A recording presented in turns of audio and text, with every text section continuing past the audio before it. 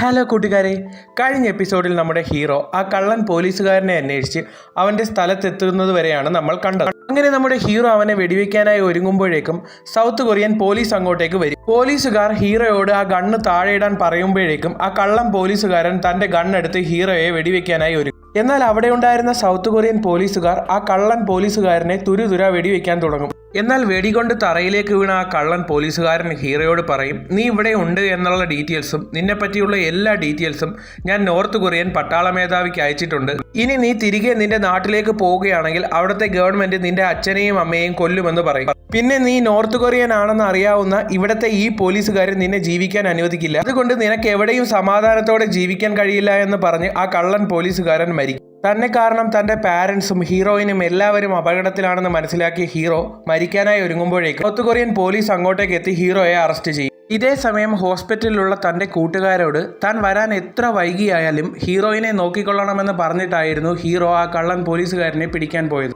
എന്നാൽ അവിടെ നടക്കുന്ന കാര്യങ്ങളൊന്നും അറിയാത്ത പാവം ഹീറോയെ ഫോണിൽ ട്രൈ ചെയ്തെങ്കിലും അവൻ ഫോൺ പിക്ക് ചെയ്തില്ല. എന്നാൽ ഇതേ സമയം നോർത്ത് കൊറിയയിൽ ഹീറോയുടെ കൂടെയുള്ള ഒരു കൂട്ടുകാരനെ ആക്സിഡന്റ് പറ്റിയെന്നും പറഞ്ഞ് കള്ളൻ പോലീസിന്റെ കൂട്ടാളികൾ അവന്റെ വൈഫിനെയും മോനെയും പിടിച്ചുകൊണ്ടു പോകുമ്പോൾ ആ ഗ്രാമത്തിലെ പെണ്ണുങ്ങൾ എല്ലാവരും വന്ന് ആ തെമ്മാടികളെ പേടിപ്പിച്ച് അവിടെ നിന്ന് ആട്ടി ഓടിക്കും. ഇതേ സമയം ഹീറോയിനിന്റെ ഇളയ ചേട്ടന്റെ വൈഫ് അവനോട് വന്ന് പറയും, അച്ഛനെ നമുക്ക് എങ്ങനെയെങ്കിലും കാര്യങ്ങൾ പറഞ്ഞ് മനസ്സിലാക്കി പ്രശ്നങ്ങൾ സോൾവ് ചെയ്യാൻ നോക്കാമെന്ന് പറഞ്ഞു. എന്നാൽ ഇതേ സമയം സൗത്ത് കൊറിയൻ പോലീസ് ഹീറോയുടെ കൂട്ടുകാർ ഹോസ്പിറ്റലിൽ ഉണ്ടെന്ന് മനസ്സിലാക്കി ഹോസ്പിറ്റലിലേക്ക് വന്ന് അവരെ അറസ്റ്റ് ചെയ്യും. എന്നാൽ ഹീറോയിൻ പറയും, പ്ലീസ് നിങ്ങൾ അവരെ അറസ്റ്റ് ചെയ്തരുത്, അവരൊരു കുറ്റവും ചെയ്തിട്ടില്ല, എല്ലാം ചെയ്തത് ഞാനാണ് എന്ന്. അങ്ങനെ പോലീസുകാർ അവരെയും അറസ്റ്റ് ചെയ്തു പോകുമ്പോൾ പാവം ഹീറോയിൻ ഓടി അങ്ങോട്ടേക്ക് വരും. നിങ്ങൾ അവരെ കൊണ്ടുപോകരുത്, എല്ലാ കുറ്റങ്ങളും ഞാനാണ് ചെയ്തതെന്ന് പറയും. എന്നാൽ അപ്പോഴേക്കും ഹീറോയുടെ കൂട്ടുകാരൻ പറയും, ഇവളൊന്നും ചെയ്തിട്ടില്ല, എല്ലാത്തിനും കാരണം ഞങ്ങളാണ്, ഞങ്ങളെ നിങ്ങൾ കൊണ്ടുപോയിക്കൊള്ളൂ എന്ന് പറയും. അപ്പോഴേക്കും പോലീസുകാർ അവരെയും കൂട്ടിക്കൊണ്ടുപോകും. എന്നാൽ തന്റെ കൂട്ടുകാരെ ആ പോലീസുകാർ അറസ്റ്റ് ചെയ്ത് കൊണ്ടുപോകുന്നത് കണ്ട് കരഞ്ഞ ഹീറോയിന്റെ ഹെൽത്ത് കൂടുതൽ വേസ്റ്റ് ആകും. ഇതേ സമയം അറസ്റ്റ് ചെയ്ത് കൊണ്ടുപോയ ഹീറോയുടെ കൂട്ടുകാരുടെ ഡ്രസ്സെല്ലാം മാറാൻ പറഞ്ഞ് ജയിൽ ഡ്രസ് ഇടിയിപ്പിച്ച ശേഷം അവർ ഓരോരുത്തരുടെയും ദേഹത്ത് ലൈ ഡിറ്റക്ടർ മിഷൻ ഘടിപ്പിക്കും.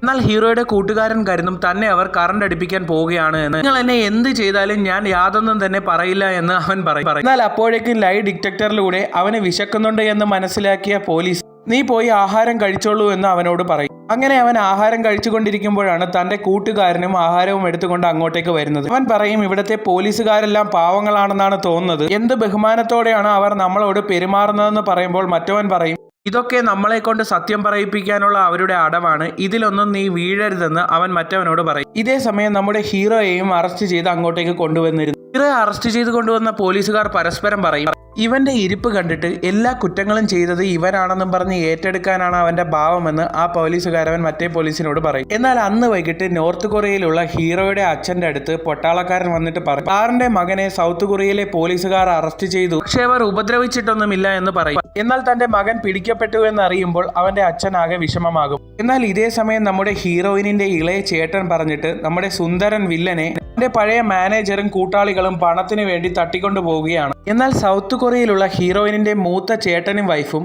അനിയനെ അച്ഛൻ പുറത്താക്കിയത് കൊണ്ടും സിറിക്ക് വയ്യാത്തത് കൊണ്ടും എല്ലാ സ്വത്തുക്കളും തന്റെ പേരിൽ എഴുതി തരുമെന്ന് ഓർത്ത് സന്തോഷിച്ചിരിക്കുകയാണ്. എന്നാൽ ഹീറോയിന്റെ ഇളയ ചേട്ടനും വൈഫും അവന്റെ അച്ഛനെ പോയി കണ്ട് കാര്യങ്ങളൊക്കെ പറഞ്ഞ് മനസ്സിലാക്കാൻ നോക്കുമ്പോൾ ഹീറോയിനിന്റെ അച്ഛൻ മര്യാദയ്ക്ക് നീ കുടുംബത്തിൽ നിന്ന് ഇറങ്ങി പൊക്കോണമെന്നും പറഞ്ഞ് അവിടെ നിന്ന് എണീച്ച് പോകും.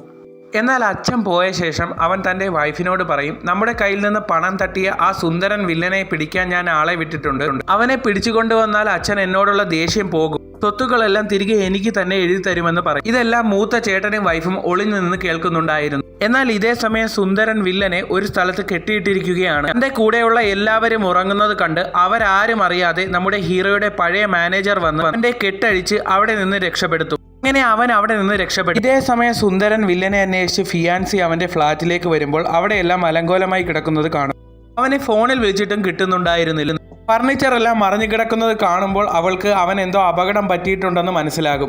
ഇതേ സമയം സൗത്ത് കൊറിയൻ പോലീസ് ഹീറോയെ കുറിച്ച് കിട്ടാവുന്ന വീഡിയോസ് എല്ലാം പരിശോധിക്കുമ്പോൾ അവൻ സൗത്ത് കൊറിയയിൽ വന്ന ശേഷം എല്ലാവരെയും ഹെൽപ്പ് ചെയ്യുന്ന വീഡിയോസ് ആണ് അവർക്ക് കിട്ടിയത്. ഇത് കാണുന്ന പോലീസ് ഹെഡ് തന്റെ സബോർഡിനേറ്റിനോട് ചോദിക്കും, ഇവൻ ചെയ്ത നല്ല കാര്യങ്ങൾ മാത്രമേ ഉള്ളൂ, ഇവൻ ബാഡായിട്ട് ചെയ്ത വീഡിയോസ് ഒക്കെ എവിടെയെന്ന്. എന്നാൽ അപ്പോൾ അയാൾ പറയും, ഇവൻ ബാഡായി ചെയ്ത ഒരു വീഡിയോസും നമുക്ക് ഇതുവരെ കിട്ടിയിട്ടില്ല എന്ന്. അതിനുശേഷം ആ പോലീസ് ഇൻസ്പെക്ടർ ഹീറോയുടെ അടുത്ത് വന്ന്, നീ എന്തിനാണ് ഇവിടെ വന്നതെന്ന് ചോദിക്കുമ്പോൾ ഹീറോയിനെ തട്ടിക്കൊണ്ട് എന്റെ നാട്ടിലേക്ക് പോകാൻ വേണ്ടിയാണ് വന്നതെന്ന് പറയും. എന്നാൽ ഹീറോ ഇതൊക്കെ പറയുമ്പോഴും അവൻ ആരെയോ രക്ഷിക്കാൻ വേണ്ടിയാണ് ഇതൊക്കെ പറയുന്നതെന്ന് ആ പോലീസുകാരന് തോന്നി. അയാൾ അങ്ങനെ ഇതൊക്കെ ചോദിച്ചറിയാനായി ഹീറോയിന്റെ അടുത്ത് വന്ന് അവൻ പറഞ്ഞ കാര്യങ്ങളൊക്കെ പറയുമ്പോൾ ഹീറോയിൻ പറയും, അവൻ പറയുന്നത് കള്ളമാണ്, അവൻ എന്നെ രക്ഷിക്കാൻ വേണ്ടിയാണ് ഇങ്ങനെയൊക്കെ പറയുന്നത്, അവന്റെ ജീവൻ കളഞ്ഞു വരെ അവൻ നോർത്ത് കൊറിയയിൽ വെച്ച് എന്നെ രക്ഷിച്ചതാണെന്ന് പറയും. ഹീറോ തന്നെ രക്ഷിക്കാൻ വേണ്ടിയാണ് എല്ലാ കുറ്റങ്ങളും ഏറ്റെടുത്തതെന്ന് ഓർക്കുമ്പോൾ അവൾക്ക് വളരെയധികം സങ്കടം വരും. അതിനുശേഷം കൊറിയൻ പോലീസ് ഹീറോയുടെ കൂട്ടുകാരെ എല്ലാവരെയും ചോദ്യം ചെയ്യുമ്പോഴും ഹീറോയ്ക്ക് എന്തെങ്കിലും അപകടം പറ്റിയോ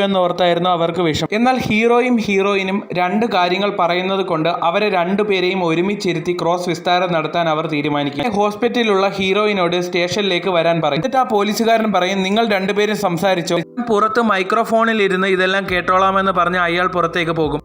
എന്നാൽ അതിനുശേഷം വയ്യാത്ത നമ്മുടെ പാവൻ ഹീറോയിൻ അവനോട് ചോദിക്കും, നീ എനിക്ക് വേണ്ടിയല്ലേ ഇതെല്ലാം ഏറ്റെടുത്തത്, എന്നെ രക്ഷിക്കാൻ വേണ്ടിയാണ് നീ കൊറിയയിൽ വന്നത്, ഞാൻ അപകടത്തിൽപ്പെടുമെന്ന് പറഞ്ഞല്ലേ നീ സത്യങ്ങളൊന്നും പറയാത്തതെന്ന് ചോദിക്കും. എന്നാൽ ഹീറോയിനെ രക്ഷിക്കാൻ വേണ്ടി ഹീറോ പറയും, ഞാൻ നിന്നെ തട്ടിക്കൊണ്ട് പോകാൻ വേണ്ടിയാണ് ഇവിടേക്ക് വന്നതെന്ന് പറയും. ഇതിനുശേഷം എനിക്ക് നിന്നോട് കൂടുതലൊന്നും പറയാനില്ല എന്നും പറഞ്ഞ് അവൻ ഹീറോയിനെ അവിടെ നിന്ന് ഇറക്കി വിടും. എന്നാൽ തനിക്ക് വേണ്ടി അവൻ അപകടത്തിലാകാൻ പോകുന്നു എന്ന് ഓർത്ത് പുറത്തേക്ക് വന്ന ഹീറോ പെട്ടെന്ന് ബോധം കെട്ട് വീഴും. ഹീറോയിന്റെ അമ്മയും അവിടെയുള്ള ആൾക്കാരും ഹീറോയിനെ എടുത്ത് ഹോസ്പിറ്റലിലേക്ക് കൊണ്ടുപോകും. ഇങ്ങനെയൊക്കെ പറഞ്ഞെങ്കിലും ഹീറോയ്ക്ക് നല്ല വിഷമമുണ്ടായിരുന്നു. അപ്പോഴേക്കും ആ പോലീസ് ഇൻസ്പെക്ടർ അകത്തേക്ക് വന്ന് പറയും, നീ എന്തിനാ അവളോട് ഹാർഷായി പെരുമാറിയത്, അവൾ ഇപ്പോൾ പുറത്ത് മയങ്ങി വീണു എന്ന് പറയും. ഇത് കേട്ട ഉടനെ ഹീറോ അവിടെ നിന്ന് പുറത്തേക്ക് ഓടിച്ചെല്ലും. ഹീറോയിനെ അവർ എടുത്തുകൊണ്ട് പോകുന്നത് കണ്ട് പാവം ഹീറോ അവിടെ നിന്ന് കരയും. അങ്ങനെ സ്റ്റേഷനിൽ നിന്ന് ക്രിട്ടിക്കലായി ഹോസ്പിറ്റലിലേക്ക് കൊണ്ടുവന്ന നമ്മുടെ ഹീറോയിനെ ഡോക്ടർ ചെക്ക് ചെയ്ത ശേഷം ഹീറോയിന്റെ അമ്മയോട് വന്ന് പറയും, ഒരുപാട് സ്ട്രെസ് കൂടിയത് കൊണ്ട് തന്നെ ഹീറോയിന്റെ ഹെൽത്ത് ഇപ്പോൾ അപകടത്തിലാണ്, അവൾ ജീവിതത്തിലേക്ക് തിരിച്ചു വരാൻ 40% ചാൻസ് ഉള്ളൂ എന്ന് പറയും. ഇത് കേൾക്കുമ്പോൾ തന്നെ ഹീറോയിന്റെ അമ്മ ആകെപ്പാടെ തകർന്നു പോകും. എന്നാൽ ഇതേ സമയം സ്റ്റേഷനിലുള്ള ഹീറോ ഭക്ഷണം പോലും കഴിക്കാതെ ഹീറോയിനെ ഓർത്ത് വിഷമിച്ചിരിക്കുകയാണ്. എന്നാൽ ഇതേ സമയം ആ കള്ളന്മാരുടെ കയ്യിൽ നിന്ന് രക്ഷപ്പെട്ടു വന്ന നമ്മുടെ സുന്ദരൻ വില്ലൻ ആരും കാണാതെ നമ്മുടെ ഹീറോയുടെ വീട്ടിൽ കയറിയ ശേഷം ഫിയാൻസിയെ വിളിച്ച് താൻ ഹീറോയുടെ വീട്ടിലുണ്ടെന്ന് പറയും. അങ്ങനെ ഫിയാൻസി അവനെ അന്വേഷിച്ച് ഹീറോയിന്റെ വീട്ടിൽ ചെല്ലുമ്പോൾ അവൻ കാര്യങ്ങളെല്ലാം ഫിയാൻസിയോട് പറയും. താൻ നാളെ ഇവിടെ നിന്ന് പോകാൻ പോവുകയാണെന്നും അതിന് താൻ ടിക്കറ്റ് എടുത്തിട്ടുണ്ട് എന്നും അവളോട് പറയും.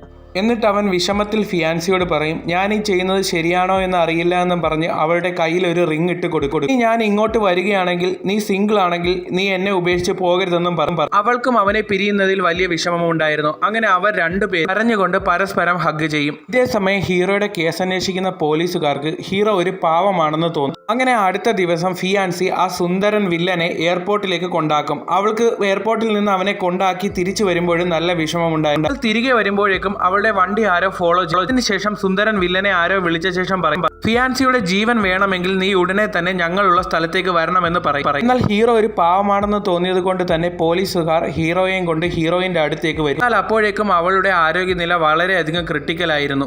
എന്നാൽ ഇതേ സമയം നോർത്ത് കൊറിയയിലുള്ള സുന്ദരൻ വില്ലൻ തന്നെക്കുറിച്ച് പോലും ഓർക്കാതെ ആ ടിക്കറ്റ് എല്ലാം വലിച്ചു കീറി ഒരു ഗണ്ണും എടുത്ത് ആ ഫിയാൻസിയുള്ള സ്ഥലത്തേക്ക് പോകും. എന്നിട്ട് അവിടെ ഉണ്ടായിരുന്ന എല്ലാ കള്ളന്മാരെയും വെടിവെച്ച് കൊന്ന ശേഷം ഫിയാൻസിയെ രക്ഷിക്കും. പക്ഷേ നമ്മുടെ സുന്ദരൻ വില്ലനും ഒരുപാട് വെടികൊണ്ടിരുന്നു. അപ്പോഴേക്കും ഫിയാൻസി കരഞ്ഞുകൊണ്ട് അവന്റെ അടുത്തേക്ക് ഓടി വരും.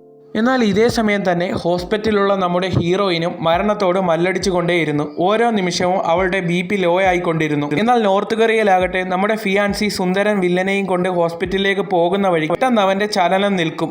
ഇതേ സമയം തന്നെ സൗത്ത് കൊറിയയിലെ ഹോസ്പിറ്റലിലുള്ള ഹീറോയിന്റെ BP 0 ആവുകയും അവളുടെയും അനക്കം നിൽക്കും. ഹീറോയിൻ തന്റെ മുന്നിൽ കിടന്ന് മരിക്കുന്നത് കണ്ട് ഹീറോയ്ക്ക് എന്ത് ചെയ്യണമെന്നറിയാതെ അവൻ അനങ്ങാതെ നിൽക്കും. ഇവിടെ വെച്ച് ഈ എപ്പിസോഡ് തീരുകയാണ്. അടുത്ത എപ്പിസോഡിൽ അവരുടെ ജീവിതത്തിൽ എന്താണ് സംഭവിക്കുന്നതെന്ന് നമുക്ക് കാണാം.